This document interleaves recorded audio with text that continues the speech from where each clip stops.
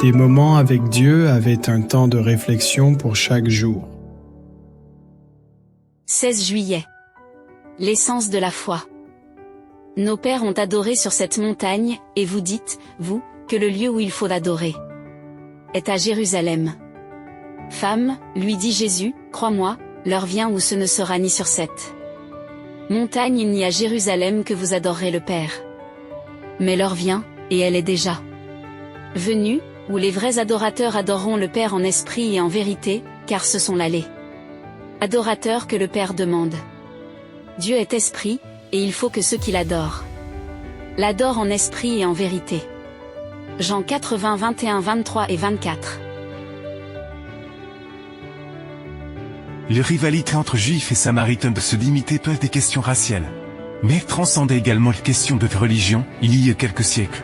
À l'époque d'Esdras, alors que les juifs revenaient de la captivité babylonienne, s'entreprenaient de construire un temple pour accomplir les cérémonies et les rites du sanctuaire que les samaritains installés près de Jérusalem, qui est plus proche ou assez voulurent contribuer à l'édification du temple. Mais ce privilège leur fut refusé, cela suscite de l'animosité entre les deux peuples. Les Samaritains construisirent un temple concurrent sur le mont Garizim. Sur le mont Garizim, les Samaritains pratiquent les mêmes rites que Jérusalem. Mais, ils n'abandonnent pas complètement leur idolâtrie, au fil des années avec les conquêtes ennemies et désastres samaritains, le temple est détruit.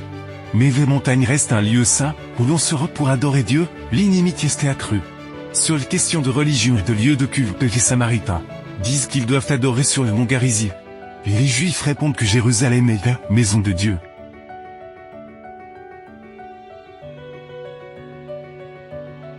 N'y a-t-il pas les mêmes luttes parmi les chrétiens religieux, chacun ne dit-il pas que son Église est la maison de Dieu et qu'elle est meilleure que les autres, et n'y a-t-il pas des luttes au sujet de la religion aujourd'hui au XXIe siècle? Jésus répondit à la Samaritaine, ni sur cette montagne, ni à Jérusalem, ce que Dieu désire, ce sont des adorateurs en esprit et en vérité.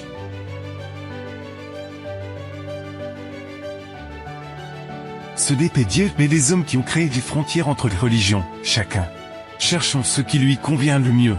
Ouvre de nouvelles portes des lieux de culte où il n'y a ni contrôle ni vérification, où le commerce de la dîme enrichit le pasteur, qui accroît sa fortune, avec le foi des frères, ni ici ni dit Jésus ce qu'il faut.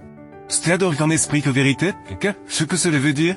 Ici est énoncé les mêmes vérités que Jésus avait révélées à Nicodème, qui lui avait dit, en vérité pour vérité je te le dis, si quelqu'un ne l'est deux, il ne peut voir le royaume de Dieu, c'est-à-dire que pour adorer Dieu en esprit que vérité, il faut naître de nouveau tant qu'enfant de Dieu qu'accepter Jésus par la faute. Confesser ce péché et recevoir son pardon et obéir de bon, gré ses paroles. Les hommes ne communiquent pas avec le ciel en visitant une montagne sacrée ou un temple sacré. La religion ne doit pas se limiter à des formes et à des cérémonies extérieures. La religion qui vient de Dieu est la seule qui mène à Dieu. Pour le servir correctement, nous devons naître de l'Esprit divin.